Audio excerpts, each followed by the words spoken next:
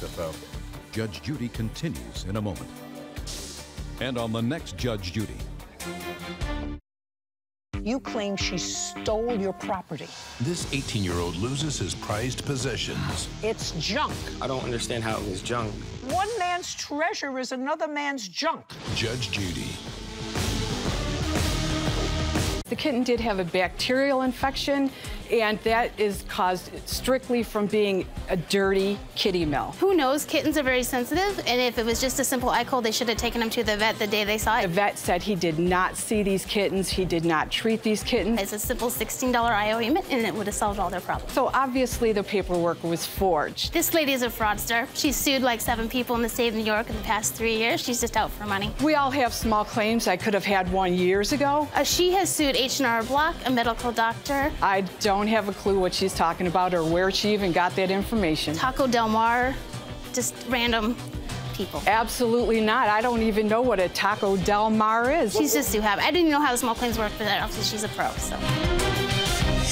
Right now at 5, deadly plane crash. More than 140 people presumed dead in the French Alps. Now one of the plane's black boxes has been located. Toddler tragedy. New disturbing details are uncovered in court documents relating to the death of a 3-year-old boy. Then Angelina Jolie's health revelation. What a local doctor has to say about the star's extreme act of removing her own ovaries to avoid getting cancer. Plus, the Miami Open gets underway in Key Biscayne, and sports anchor Jim Barry goes one-on-one with tennis star Serena Williams.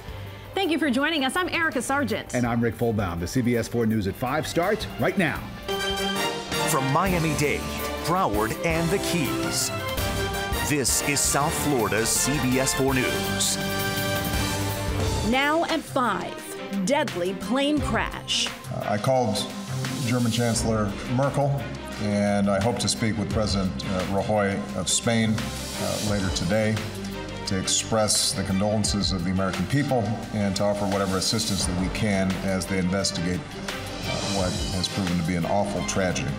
Condolences from around the world after a plane carrying more than 140 people goes down in the French Alps. The commercial airliner was on its way from Spain to Germany when it crashed in the French Alps. There are no signs of survivors, but French officials say one of the jet's black boxes has been located. CBS 4's Elliot Rodriguez joins us here in the studio with the latest developments. Elliot. Rick and Erica, Flight 9525 was in the air for less than an hour after takeoff from Barcelona when air traffic controllers lost contact with the plane. Officials believe it reached a cruising altitude of 38,000 feet, but remained there only a few minutes when it began descending at a high rate and crashed into the French Alps. Authorities say the jetliner crashed in the mountains in a remote area of the French Alps. The Germanwings Airbus was carrying 150 people from Barcelona to Dusseldorf, Germany. Early on, French President François Hollande warned there would be no survivors, and rescuers confirmed that as they scoured the crash site in the Alps. Authorities say 16 of the victims were German high school students who had just completed a week on a Spanish exchange program. 2 of their teachers also died in the crash. At the White House, President Obama offered condolences to the victims' families. It's particularly heartbreaking because it apparently includes the loss of so many children, some of them infants. The plane was about an hour into its flight when air traffic control lost contact. There is a recovery team together with Lufthansa and the authorities at the scene. Police say there were some clouds in the area, but that the weather did not seem to be a factor. And we have to investigate properly with all the professionals what went wrong. Germanwings is a low-cost subsidiary of Lufthansa airline. On Twitter, the company said, "If our fears are confirmed, this is a dark day for Lufthansa." In Dusseldorf, the flight did not show any status on the airline arrival board. As relatives and friends of passengers began arriving, they were taken to a nearby building as they waited for word on their loved ones. Search crews in the Alps have suspended their search for the night. They are dealing with snow and freezing conditions there. Officials do say they have recovered one of the plane's black boxes, which should be a key part in the crash investigation. Elliot Rodriguez, CBS 4 News. Elliot, thank you. And there will be much more on the deadly plane crash on the CBS Evening News with Scott Pelley. That's coming up at 6:30 right here on CBS 4. New details tonight into the tragic death of a 3-year-old boy in Hollywood. CBS 4 News has obtained court documents which reveal where the boy was found inside the house and how he got there. CBS 4's Joan Murray has been working this story all day. She joins us live now in Hollywood with what we've learned. Joan. Erica, we are at the home where that child was now found 5 days ago. You can see there is a growing memorial, and many family members of this child are asking tonight, in light of the new information we obtained, why more wasn't done before this child died to help him. A spirited child, 3-year-old Isaiah Osceola, apparently died a painful death. According to a shelter order, the 3-year-old was found deceased in a garbage bag in a box in the laundry room of the residence. We've also learned from the report when the child was located, he had extensive bruising from head to toe. His stomach was distended and bloated. The stepmother explained the other injuries being due to the child being very clumsy. I have a grandson same age. I remember they fighting for a little car. He said, "That's my car." Ramona Genoa, a close friend of the family who spent a lot of time with the child, says she's heartbroken to learn he was likely abused. The little baby, you beat him, he can do nothing for himself. The child's father, Nelson Osceola, attended a shelter hearing Monday where he learned his other children will be placed with a relative. And we've learned the stepmother, who is 2 months pregnant, was Baker acted during an interview with Seminole police. And she's currently in the psychiatric ward. She went into the hospital on Friday night. She was not able to attend the shelter hearing on Saturday morning, and she still remains there. And I'm trying to find out. It doesn't appear that anyone knows how long she's going to be in the hospital. And it's unclear at this point whether that stepmother has been released from the hospital. Hollywood police are not commenting on any of this new information. No arrest as of this point. Coming up at 6 o'clock, you'll hear from another family member who says there were warning signs months before this child was found dead. Well, it's all new at 6 o'clock. Reporting live in Hollywood, Joan Murray, CBS 4 News. Joan, thank you. New at 5, 2 crooks are caught on surveillance camera breaking into a vehicle and then a home in Kendall. The burglary happened back on January 27th. The video shows 2 men getting into a car outside the home and then opening the garage door with an opener they found in the car. Minutes later, they came back and they tried to take 2 bicycles. However, the 2 guys left the bikes behind and took off. If you have any information, you're asked to call Miami-Dade Crime Stoppers 305-471-TIPS. Former Real Housewives of Miami star Anna Kinkosis was arrested over the weekend for driving with a suspended license in the Keys. Kinkosis told deputies that she just wanted to go back home to Miami because the place where she was staying was full of cockroaches. According to deputies, she knew her license was suspended from several earlier warnings. She is now facing misdemeanor charges. It appears the push to bring Major League Soccer to Miami is on once again. David Beckham is in South Florida this week, and pictures posted on Instagram last night showed him at Tommy Hilfiger's birthday party with Miami Beach Mayor Philip Levine. Levine told our news partners at the Miami Herald Beckham appeared to be warming up to the idea of building a soccer stadium next to Marlins Park. The stadium site has been a big issue in the battle to get an MLS team here, with several potential sites being turned down. It's been said an announcement could come in the next several weeks. Animal rights activists took the fight over Lolita, the killer whale, to a federal appeals court today. Lawyers for PETA argue a lower court should not have allowed the Miami Seaquarium's license to be renewed. CBS 4's Natalia Zaya has more. Don't support captivity. Captivity is not education.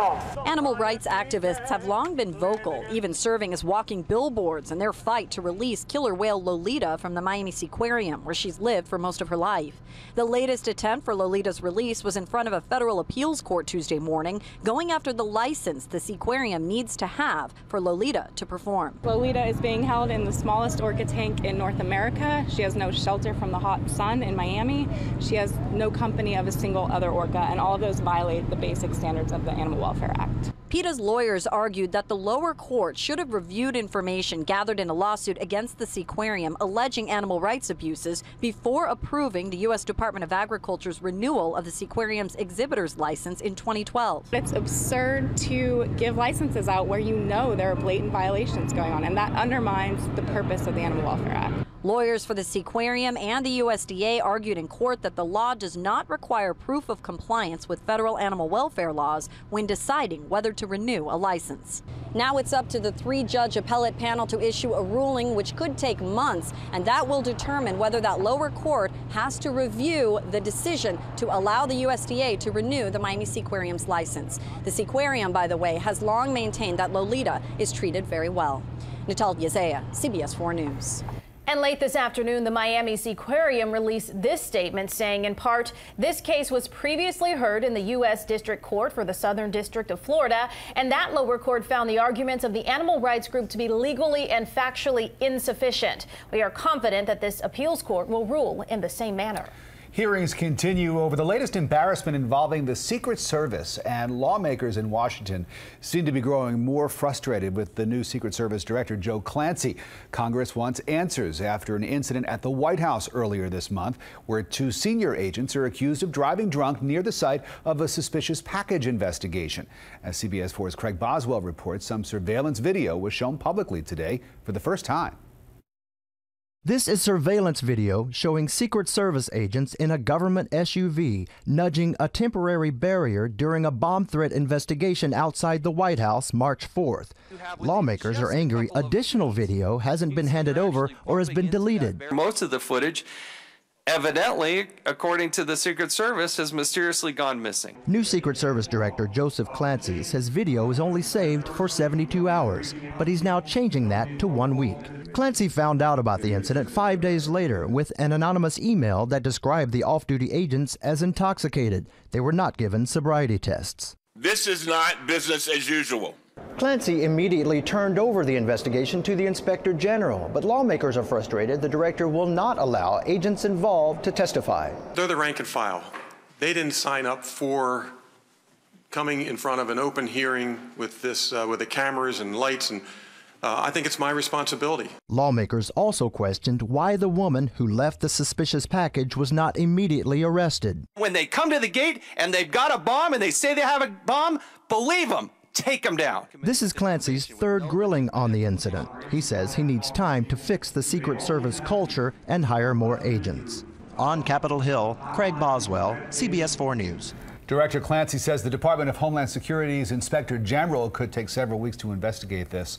The 2 Secret Service officials under investigation have been reassigned to desk duty until that report is complete. House Speaker John Boehner is reacting to reports that Israel spied on Iranian nuclear talks. The Wall Street Journal reports Monday that Israeli eavesdropped on the talks, then leaked what they found out to lawmakers. Boehner told reporters today this was the first he had heard about it. Boehner is an ardent supporter of Israel who invited Israeli Prime Minister Benjamin Netanyahu to speak before Congress earlier this year. Meanwhile, an Iranian official has criticized the chief of the United Nations Atomic Agency for demanding snap inspections of Iran's nuclear sites. Britain, China, France, Russia, Germany, and the United States are facing an end-of-the-month deadline to reach a final nuclear deal with Iran. We are just getting started at 5 o'clock. A police cruiser goes on a wild ride, all of it caught on camera. Coming up next, we're going to show you just how wild this ride gets when a car actually takes a flip, what the officer had to say about the ordeal. Then an important safety alert about what could be lurking in your freezer right now. The frozen items being recalled tonight from Amy's and Bluebell. Plus, while a lot of people up north have had enough winter weather, one dad decided to make some snow. We'll tell you why. Greg Setzer and CBS 4 Weather Control. Certainly warm down here again today. Not quite as warm as yesterday when we saw temperatures in the upper 80s. Today, a weather watcher showing 70s to the low 80s, including an 82 coming in from Loida Hernandez. She is in Miami. A 79 right now. That's coming in from Liz Kofsky in Hollywood. And also an 86, a little bit warmer right now. And that's coming in from Melissa Gessner. She is located in Pembroke Pines. I've got a complete look at your forecast coming up. CBS 4 News at 5 is coming right back.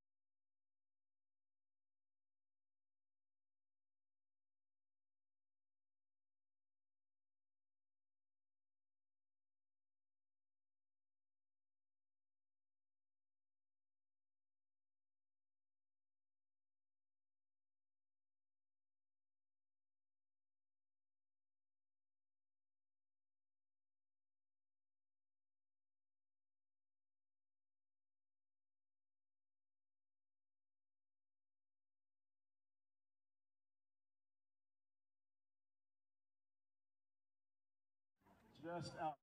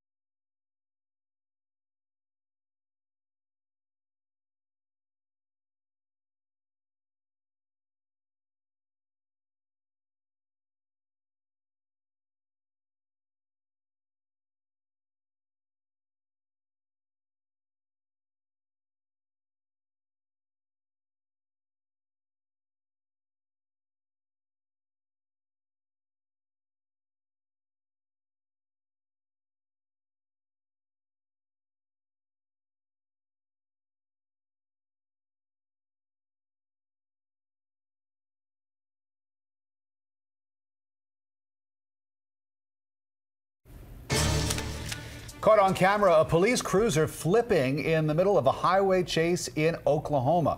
Corporal Brad Roberts was chasing a suspect on Sunday when his car just suddenly flipped over an exit ramp. Thankfully, a good Samaritan who saw this happen came to the rescue and broke a window to get Roberts out. I wanted to get out because I was afraid. The first thing that was going is I was afraid the vehicle might catch on fire. Roberts is expected to be okay. However, that suspect was able to get away. Now, 2 safety alerts about what could be lurking in your freezer. First, Amy's Kitchen is voluntarily recalling a number of its frozen foods that contain spinach. The company says 74,000 cases of its frozen foods that include organic spinach might be contaminated with listeria. No illnesses have been reported. Foods that may be affected include Amy's vegetarian lasagna, tofu scrambles, spinach pizza, enchiladas, brown rice bowls, and stuffed pasta shells. You can find a full list of the recalled products on the FDA's website. Head over to fda.gov and click on the food recall section. And Bluebell Ice Cream is expanding its recent listeria-related recall to include 3-ounce ice cream cups. The vanilla, chocolate, and strawberry ice cream cups were sold in 25 states, including Florida. They are sold through food service accounts, not retail outlets like supermarkets and convenience stores. Consumers who have purchased these items are urged to replace them, return them to the place of purchase for a full refund. Listeria can cause serious and sometimes fatal infections. We have got our eye on the storm, where a spring storm has dumped more than a foot of snow on parts of Minnesota. Take a look at one suburb, and you can see it looks like a winter wonderland from these images. Plenty of snow all around, even enough for a snowman. That whole playground just completely blanketed. At least the kids are enjoying it. And in Pennsylvania, a father who loves the snow as much as his kids do built his own snowmaking machine. That's Mark Duda, who has a degree in meteorology. He spent years trying to figure out different methods of making snow. Well, now he has figured it out, and he uses the machine to create snow for his kids to ski on. Put this in a pipe like this. Then if I have a stake in the ground, I could put it wherever I want, aim it however I want, anywhere on the hill. Duda says as long as it's 28 degrees or colder, the machine is good to go. That's very impressive. It is. Well, from one meteorologist to another, it might be a little bit tougher for you down here in South Florida to create 2 things we don't have: freezing temperatures or hills. And so without a hill, you're not going anywhere. Let's show you what's going on outside right now. We're looking at a pretty nice afternoon, warm and springy out there, a mix of sun and clouds. We saw some morning fog across much of South Florida. We'll see that again tonight as humidity levels are a little bit up. Temperatures right now a little bit up too, but not nearly as warm as yesterday at this time. 81 in Miami, 80 Fort Lauderdale, Hollywood, 82 in Key West. A 4 on our stickiness scale, 62% humidity, southeast breeze, and no rainfall at MIA, but we have had a little bit of shower activity across the area. Warm spots right now: western Broward, Coral Springs at 85 degrees. Everybody else, though, in the upper 70s. Oakland Park, Coconut Creek, and in West Miami-Dade, 79 coming in from Kendall. Winds right now pretty light and variable across the area.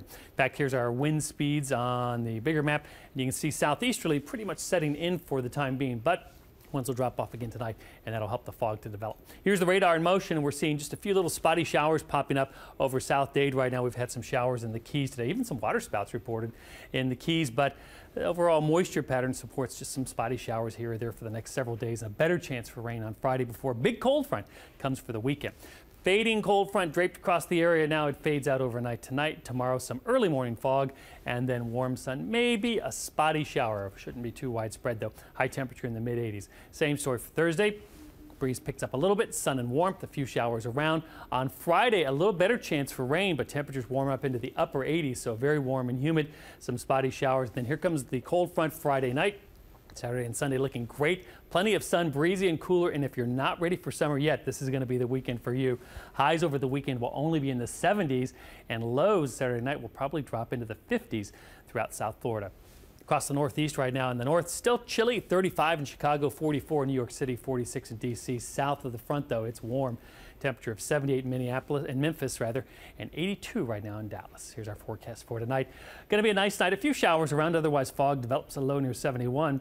Tomorrow, look for a mix of sun and clouds after the early morning fog burns off. Temperatures in the mid-80s once again. If you're boating, no problems on the water. Southeast at 5 to 10 on the winds. Seas running 1 to 2 feet. A light chop on the bays and taking us through the rest of the weekend to the weekend. Temperatures in the mid to upper 80s through Friday.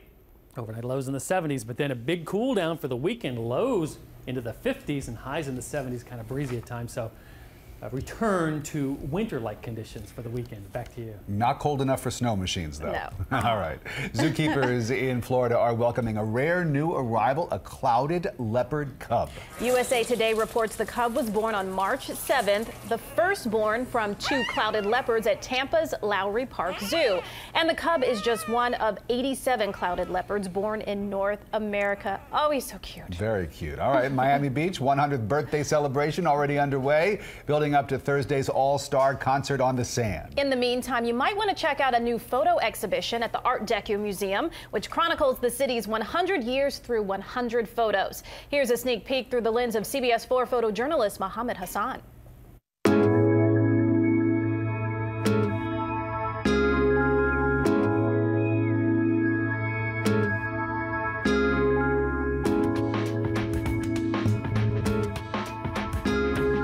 Museum is newly opened. It opened this past October, ahead of the centennial. The Design Preservation League has been working for a long time on this museum, getting it off the ground, and we were excited to open it in honor of the city's centennial. The museum celebrates the design and culture history of the city. The museum really encompasses 3 main areas: the architecture, the historic architecture of Miami Beach, which is Mediterranean Revival, Miami Modern, and of course Art Deco, which the museum is named for. It's the most popular, most widely known design style in Miami Beach. We also tell the story of the history of Miami Beach and the story of the Miami Design Preservation League. And the story of the league will tell people why preservation is important, why we've worked so hard to preserve the architecture of Miami Beach.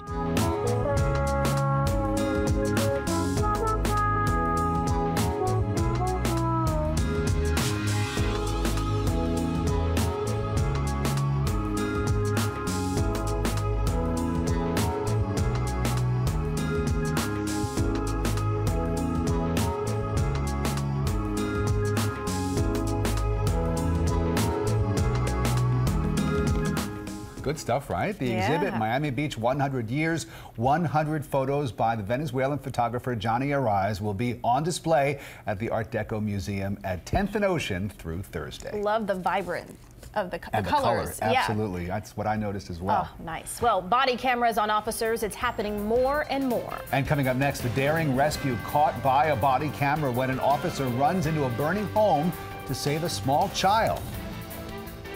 I'm Peter at Ancient Plantation, where 2 victims are speaking out after being robbed outside a busy Chili's restaurant.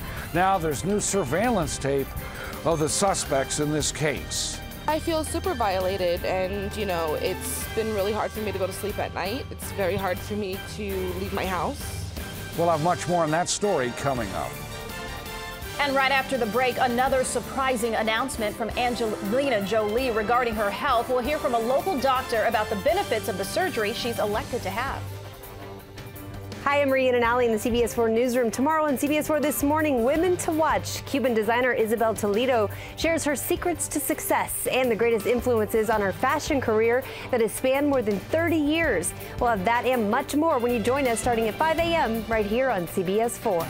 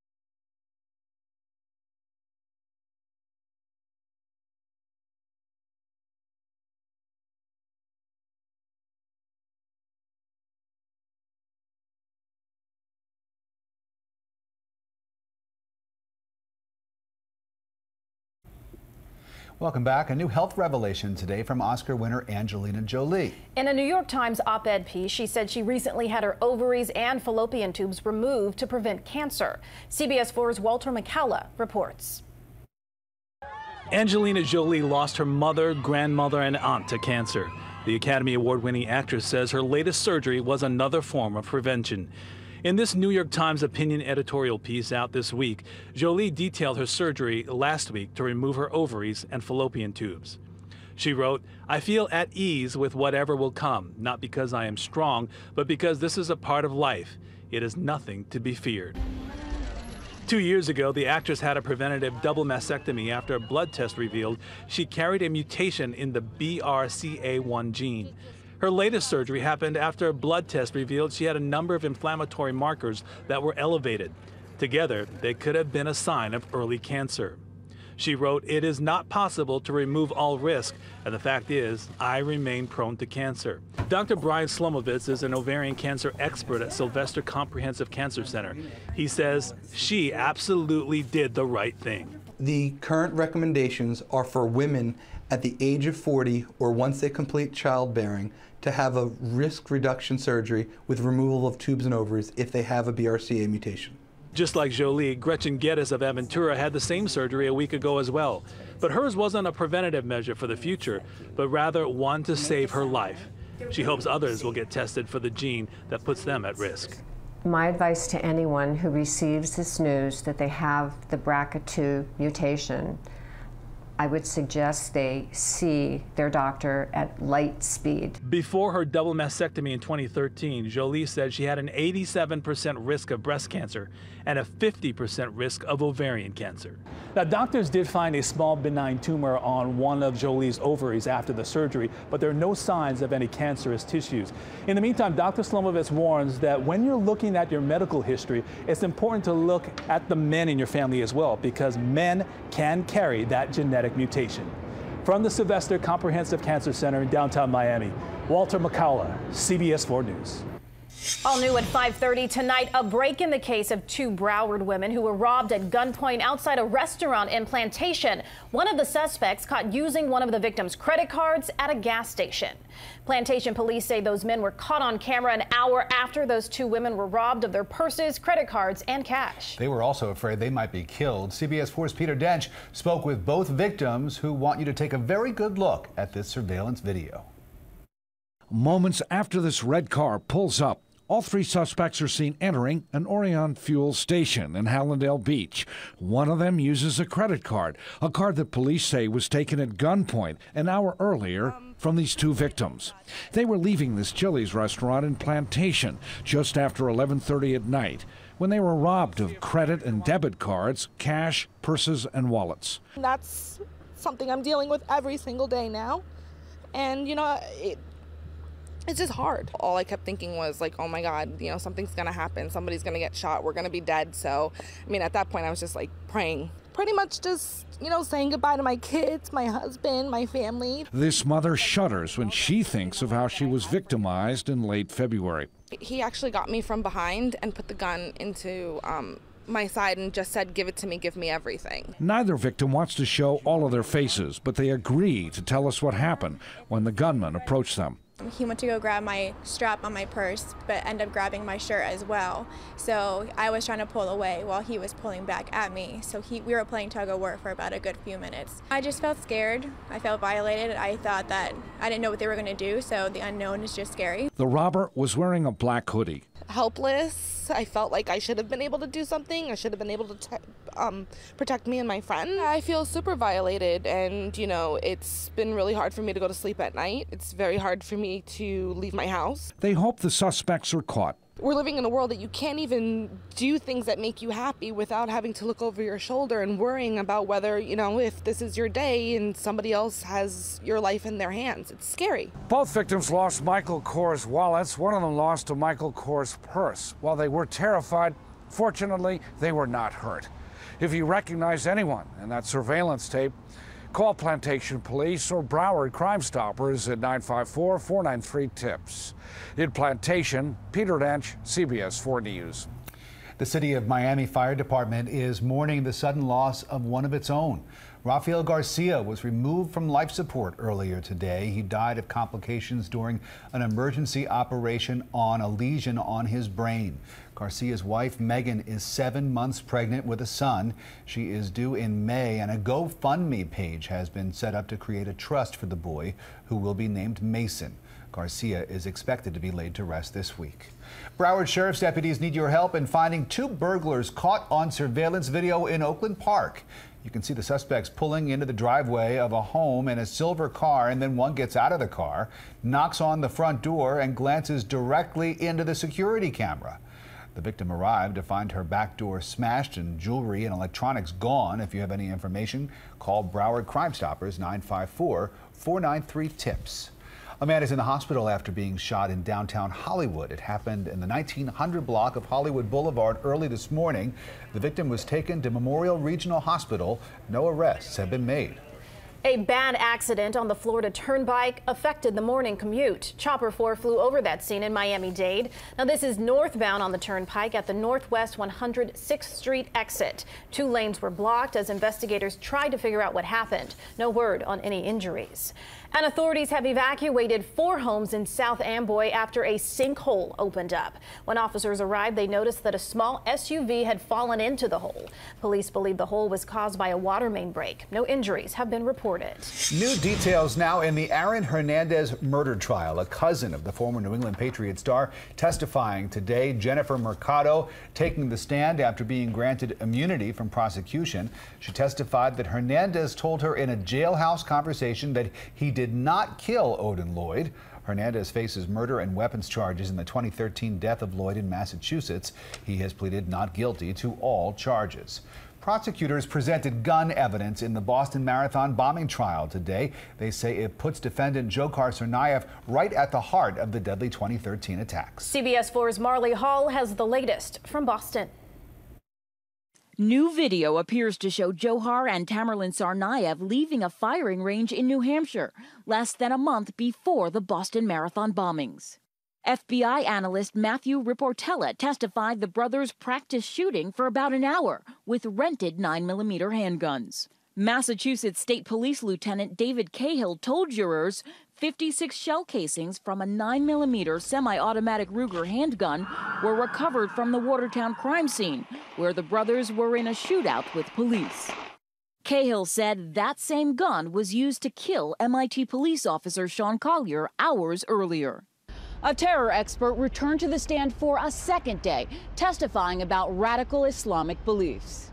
Dr. Matthew Levitt gave a line-by-line analysis of the note Dzhokhar scrawled inside the boat where he was captured.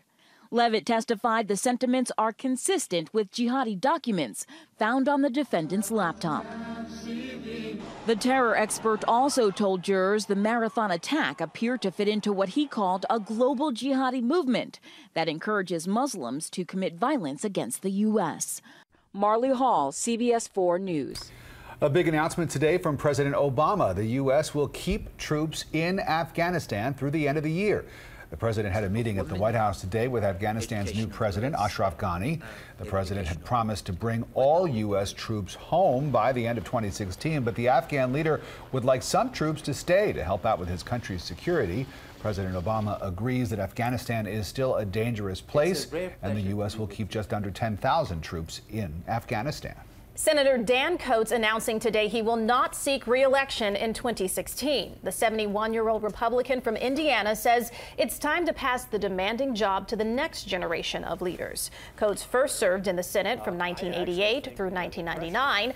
Then he was re-elected to the Senate again in 2010. Between his Senate terms, Coats served as U.S. ambassador to Germany. Let's talk tennis now. The eyes of the tennis world are on the Key Biscayne for the next 2 weeks, where the sport's best players will compete at the Miami Open. Among them, Serena Williams, who faced off this afternoon with one of our own pros, sports anchor Jim Barry. He is live right now on Key Biscayne. So, Jim, how did it go?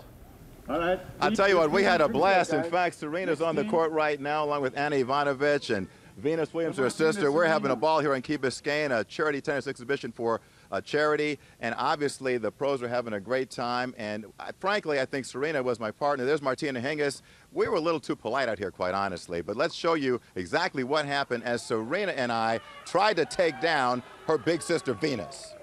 There are a lot of people watching. I don't want you to be nervous about this. I'm a little bit nervous, especially with hitting with you. Well, I don't blame you for that, you know, but this is a big moment for me, and I know for you too. Yes. So let's, huge. And that's your sister we're going against. You. Yeah, so we have a difficult task. Okay, but we got it. Baby, beautiful play, very nice, strong effort. What was that? What was that, Jimmy? I missed. It hit the line. You take Linda.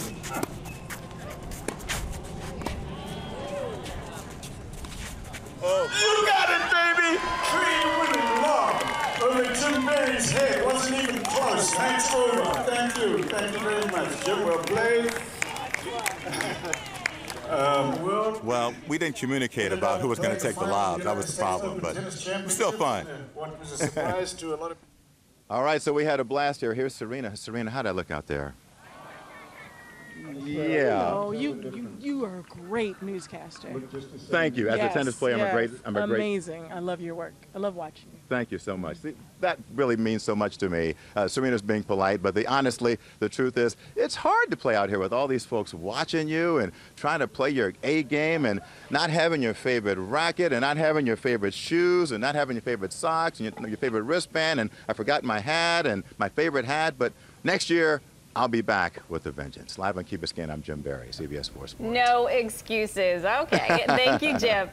Well, Jack Nicklaus is picking up his congressional gold medal in Washington today. House Speaker John Boehner, an avid golfer and fellow Ohio native, is hosting the ceremony honoring Nicklaus on Capitol Hill. Other Congress members from Ohio will also be on hand. The gold medal is the highest civilian award Congress can bestow.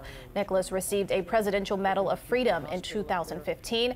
He is the third golfer to land the Congressional Gold Medal after Byron Nelson and Arnold Palmer. Nice honor for Jack Nicklaus, and very brave of Jim Barry. He could have said that videotape was somehow lost or destroyed. Altered, he didn't need to show it to us, and he did. Yeah, good play. Good play. Yeah. All right, CBS 4 News at 5:30 is coming right back. Coming up next, how home sales are on the rise, but just how much have they gone up? We'll break down the numbers. Then George and Amal Clooney appear to be taking over the Big Apple these days. The Insider's Louis Aguirre will have the details. But first, remember that North Carolina neighbor who keeps standing outside his house stark naked? Well, now he's speaking out about why he does it. You'll want to hear this one. Craig Setzer in CBS 4 Weather Control. Nice day today, nice and foggy this morning, but the fog burned up. The sun has heated things up, and our weather watcher's giving us some good pictures this afternoon. In fact, let's check in with Karen Thurman, showing Isla Mirada, plenty of plant life and flower life there. A couple of pictures of just a mix of sun and clouds coming in from Pembroke Pines and also Fort Lauderdale. And Eric Contreras showing some contrails. Got your forecast coming up.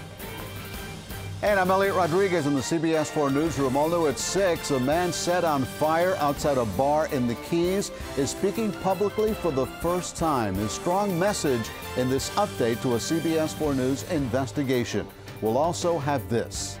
I'm Lauren Pastrana in downtown Miami with the security chief of Ultra Music Festival, Ray Martinez. He's taking us inside the setup for the big event. Don't miss it tonight at 6 on CBS 4 News. Those stories and more coming up on CBS 4 News at 6 o'clock.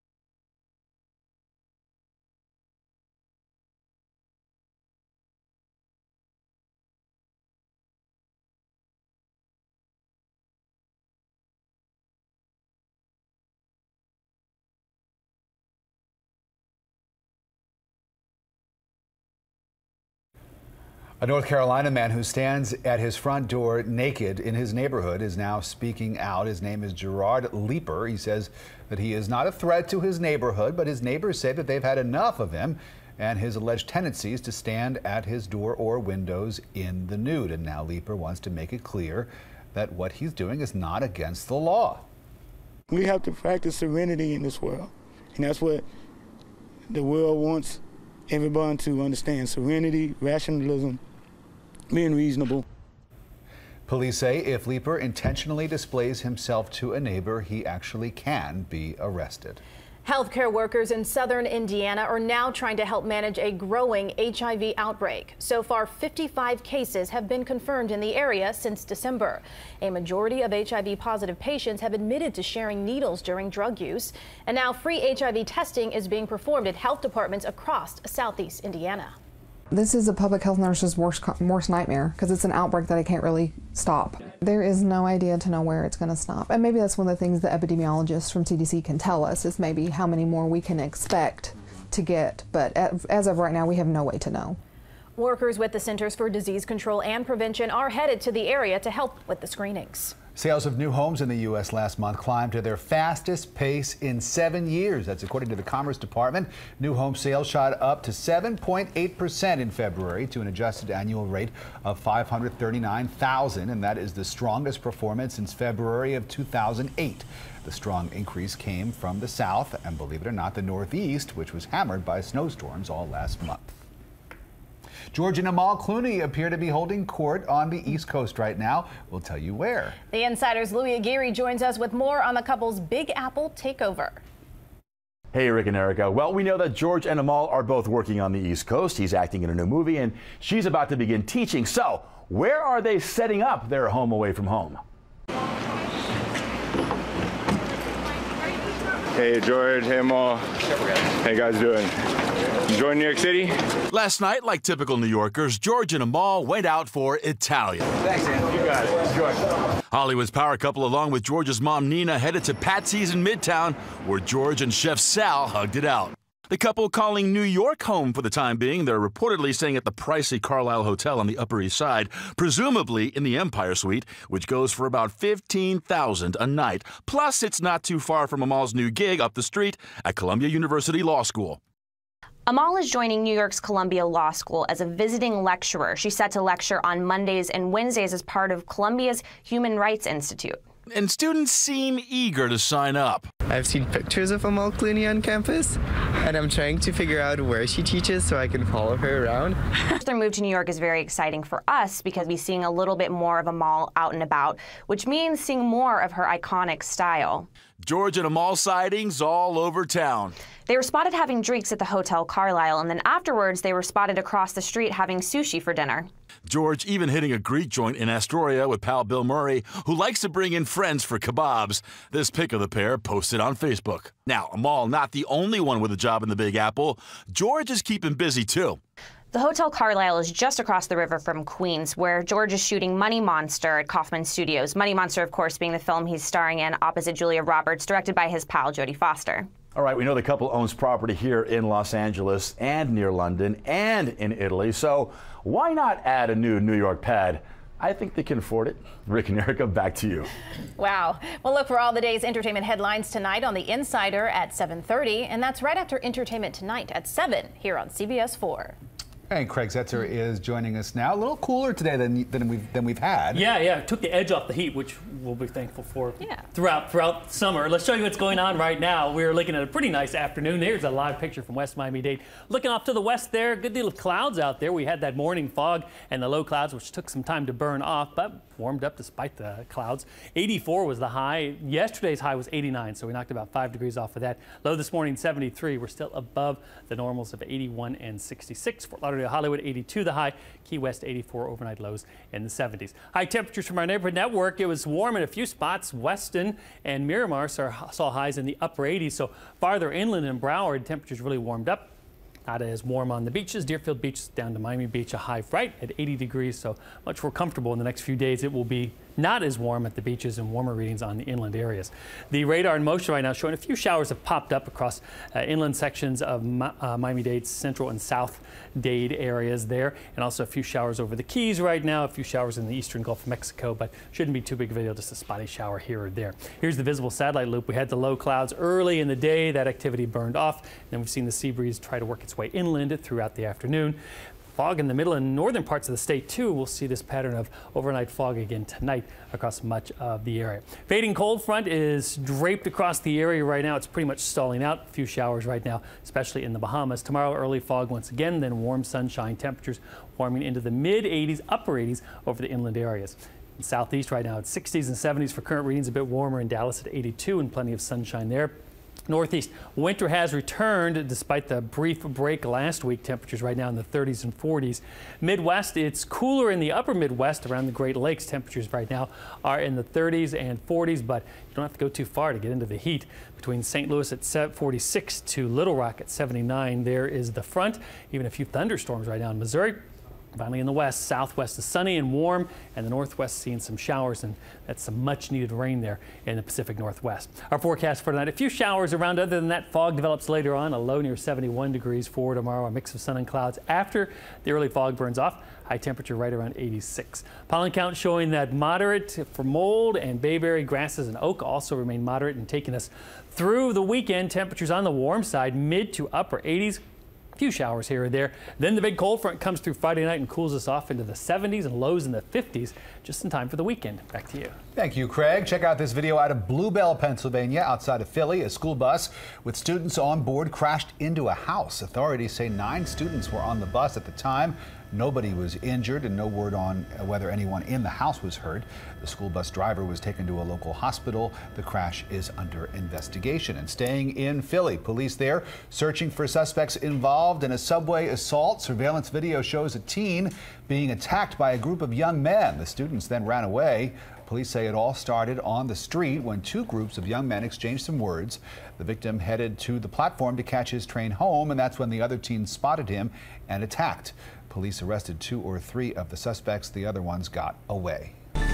On the Health Watch, a new study says a quick nap is the trick to getting better at remembering things. Scientists from Saarland University in Germany found that a power nap of just 45 minutes can boost memory 5-fold. Specifically, it helps with retaining and recalling information you've learned.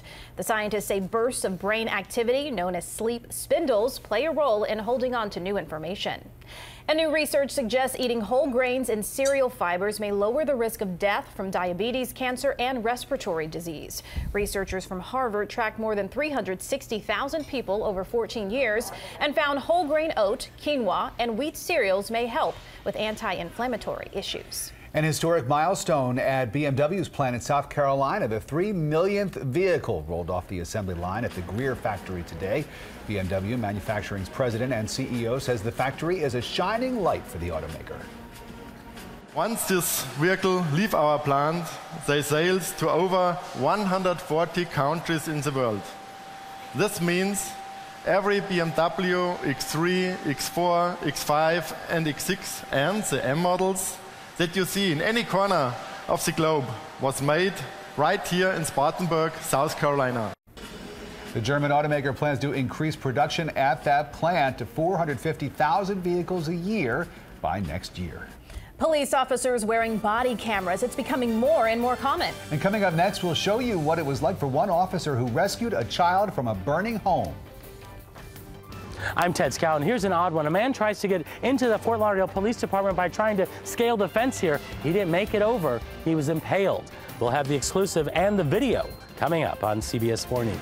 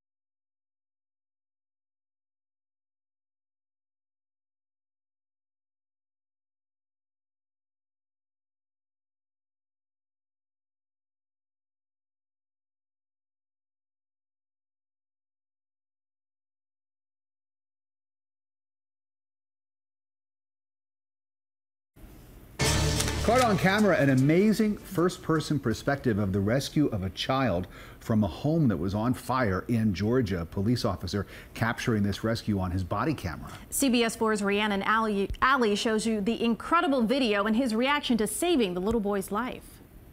And my grandbaby. Where's the grandbaby? First bedroom. Around to the back, to your left. When Sergeant Joe Hudson realized a child was in the house, he ran right in. I just went straight back there looking for the child. My thoughts were to find a child. For a second, I got scared that I couldn't find the child. The 14-year police veteran and father of 3 struggles to breathe. Hello? Dispatch, tell fire to hurry, I'm looking for a baby. He searches, but he cannot find the child. I got frantic at one point because I could not find him. Lots of smoke, babe. Is there a real baby in here? Sergeant Hudson grabs random clothes in the house to cover his mouth. For a few seconds, they block the camera, and then he finds the child in the back bedroom. It was awesome. It was an awesome feeling to actually find him. Ray, I'm Joe, man. For the next several minutes, Hudson coughs and holds on tight to Ray Ray until paramedics arrive. You all right, buddy? You keep saying no. She did give me a hug and a kiss on the cheek. You know, that made me feel good, but it makes it all worth it doing this job when you have something like this happen. So much negativity out here. So it felt good that day. I felt good when I went home. Doesn't that video just give you chills? By the way, when he got home, Officer Hudson didn't even want to tell his wife what happened because he's such a humble guy. Once Ray Ray was safe, it was on to the next call. In the newsroom, Rhiannon Ali, CBS 4 News. Wow. Really, another example of how those body cameras can be shown and used for our protection. And how brave those police and fire and first responders are when they get called into action. Yeah. The only thing on his mind was getting in that house and saving that baby, and Incredible. he did it. And we saw it right there. Absolutely. Yeah. All right, what's coming up at 6? Here's a look at what's coming up at 6 o'clock. Next at 6, the tragic death of the 3-year-old boy from Hollywood. Where exactly was his body found and other disturbing details revealed? A man is impaled on top of the spikes of that fence here. To give you an idea of how it happened, the spike went in like this and then out the other end. I'm Ted Scout, and we have the video of it and the incredible rescue that's coming up on CBS 4 News. And finishing touches as thousands of music fans get ready to take over downtown Miami's Bayfront Park this weekend for the 2015 Ultra Music Festival. This is South Florida's CBS 4 News. Now at 6, toddler tragedy. Disturbing new details on what led up to the death of a 3-year-old boy in Hollywood. CBS 4 News has obtained court documents that reveal where the boy was found inside the house and how he got there. CBS 4's Joan Murray is live in Hollywood tonight. And Joan, what have you learned? Well, we've learned a lot, Elliot. We are at the home where that child was found 5 nights ago. As you can see, that the makeshift memorial continues to grow here with balloons and flowers and stuffed animals. Those who know the child tonight, in light of this new information that has surfaced, are saying, why wasn't the alarm sounded sooner? Isaiah Osceola, seen here a few months before his death, had unexplained injuries. I knew the boy was afraid to go back home. According to this woman who had close contact with the 3-year-old, who asked us not to show her face, she attended a birthday party where she says the 3-year-old showed up black and blue. He came to the birthday party and he was all bruised up. She took him to the hospital and they said nothing was wrong, but we saw the bruises on him. She took him to the hospital. They gave him back to the father. The 3-year-old lived with his father, Nelson Osceola, and stepmother, Annalise Osceola, in the house where he was found stuffed in a garbage bag. According to court documents, when the child was located, he had extensive bruising from head to toe. His stomach was distended and bloated. The stepmother explained the other injuries being due to the child being clumsy. And we've learned the father stated that Isaiah ran around the home a lot and was constantly falling down and hitting his head when he fell. The father stated they bought Isaiah a helmet for Christmas to wear around the home as he was constantly hitting his head when he fell. Little baby, you beat him, he can do nothing for himself. But family friend Ramona Genoa says the 3-year-old was steady on his feet. He walked nice, good. Because I remember when he played with my grandson. They run, play. It's good. It was good. Still so many questions. Tonight, Hollywood police are not commenting on the new court documents released, and there have been no arrests. The child was buried on the Seminole Reservation over the weekend. In Hollywood, Joan Murray, CBS.